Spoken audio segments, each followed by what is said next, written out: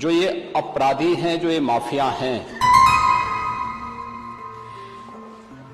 आखिर ये पाले किसके द्वारा गए हैं?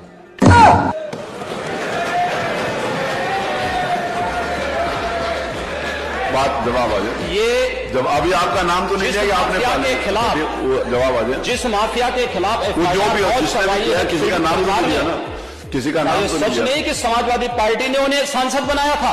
ये सच नहीं है। आप अपराधियों को पालेंगे।